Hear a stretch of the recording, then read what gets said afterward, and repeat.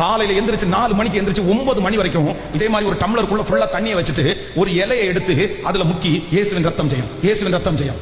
Daily இன்னைக்கு வரைக்கும் ஒரு சிஸ்டர் வந்து வீடு முழுக்க காலையில 4 மணிக்கு எந்திரிச்சுவாங்க, 8:30 மணி வரைக்கும் எல்லா ஒரு டம்ளர் நிறைய தண்ணியை எடுத்து செம்ம நிறைய தண்ணி எடுத்து ஃபுல்லா ஜோம் பண்ணி வீடு ஃபுல்லா 8:30 மணி வரைக்கும் தெளிக்கிறார். இயேசுவின் நாமத்தினால இந்த ஆவியை கட்டுறேன், அந்த ஆவியை கட்டுறேன், அந்த மனுஷனை கட்டுறேன், இந்த சுத்தி என்னது சிஸ்டர் இது டெய்லி இந்த மாதிரி மனநலமா பாதிக்கப்பட்ட மாதிரி சுத்திட்டே இருந்தா என்ன அர்த்தம்?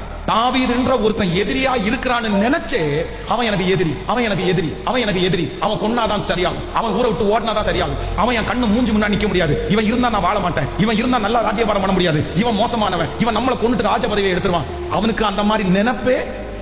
சொல்லுங்களேன், இப்போ நீங்க சவுல் மாதிரி இருக்கலாமா பிரதர்? நீங்க சவுல் மாதிரி இருக்கலாமா சிஸ்டர்? இல்லாத ஒன்ன நினைச்சு நினைச்சு எத்தனை வருஷத்தை வேஸ்ட் பண்ணீங்க தெரியுமா? நிறைய பேர் எத்தனை வருஷத்தை வேஸ்ட் பண்ணீங்களா தெரியுமா? இது எப்படி?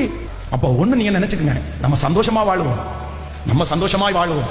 என்னை பாதுகாக்கிறதுக்கு எனக்காக தூதர்களை கட்டளையிடுகிற கர்த்தர், தூதர்களை கட்டளையிடுகிற கர்த்தர். ரொம்ப வருத்தமா இருக்கிறது என்னன்னா, உலக மனுஷன் நம்பி படுக்கிறானே சிஸ்டர், உலக மனுஷன் அவ்வளவு நம்பி அவ்வளவு செய்யறானே, அவனுக்கு பயமே இல்லையா? அவனுக்கு பயமே இல்லையா? ஆனா நீங்க கொஞ்சம் வளர்ந்த உடனே யாராவது ஒருத்தர் பொறாமப்பட்டு கொஞ்சம் எதிரியா மாறிட்டாங்கன்னா உடனே உங்களுடைய தரிசனத்தை நீங்க குறைக்கிறீங்கல்ல.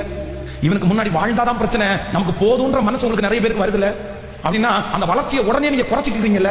நம்ம ரொம்ப வளரக்கூடாது, நம்ம ரொம்ப வளர்ந்தா நிறைய பேர் எதிரியா மாறிடுவாங்க, பிரச்சனை அதிகமாயிரும். நான் நம்புறேன் உலக மனுஷன் அவனுக்கு என்ன வணங்குறான்னு கூட தெரியல, ஆனா அவ்வளவு எட்டாத உயரத்துக்கு வளர்றான். மனசுல என்னன்னா, அவ்வளவு பொறாமப்பட்டு நெருக்கங்கள் வந்தாலும் அவன் மனசுக்குள்ள அது போறதே இல்லை. அப்படிதான் வளர்ச்சின்னு ஒண்ணு வந்தா பொறாமைன்னு ஒண்ணு அவன் மனசுல பிக்ஸ் பண்ணிட்டான். இந்த மாதிரி வளரும் போது 4 பேர் அப்படி பண்ணதான் செய்வாங்க. மனசுல ஸ்ட்ராங் பண்ணிட்டான். அதை என்ன பண்றான் அப்படின்னா, எப்படி எதிர்கொள்ளணுமோ அப்படி எதிர்கொள்ளலாம் அப்படின்னு முடிவு எடுத்துட்டு, ஆனா அவன் எதுல மட்டும் கை வைக்கலனா, தன்னுடைய தரிசனத்துல மட்டும் எந்த நேரமும் அவன் கை வைக்கவே இல்லை. இப்போ இந்த ஜெபத்துல இந்த சத்தத்தை கேட்கிற ஆண்டவருடைய பிள்ளையே, நீங்க கொஞ்சம் வளர்ந்த உடனே, ஒரு கொஞ்சம் எதிர்ப்பு வந்த உடனே, கொஞ்சம் வளர்ந்த உடனே, ஒரு பிரச்சனை வந்த உடனே, ஒரு பொறாமை வந்த உடனே நீங்க ஏன் டவுன் ஆறீங்க? ஒரு மனுஷன் விரோதமா எழுந்த உடனே ஏன் டவுன் ஆகுறீங்க? நான் செய்ய மாட்டேன்னு ஏன் ஒதுங்குறீங்க? இதுக்கு தான் இது எல்லாத்துக்கும் வர்றதில்லை நீங்க ஏன் சொல்றீங்க? நீங்க எதுக்கு பின்னாடி போறீங்க? உங்க மேல இருக்கிற கிருபையை நீங்க ஏன் அழிக்கிறீங்க? உங்க மேல ஆண்டவர் வச்சிருக்கிற அபிஷேகத்தை நீங்க ஏன் குறைக்கிறீங்க? நீங்க அப்படி குறைக்க கூடாது. அப்படி வரத்தான் செய்யும். அதான் நான் சொல்லுவேன், காய்ச்ச மரத்துக்கு தான் கல்லடின்றது மாதிரி நீங்க வளர வளர உங்களுக்கு கல்லடி அதிகமா தான் விழும். ஆனா உங்க தரிசனத்தை மட்டும் நீங்க எந்த நேரத்திலும் குறைக்கவே கூடாது, குறைக்கவே கூடாது.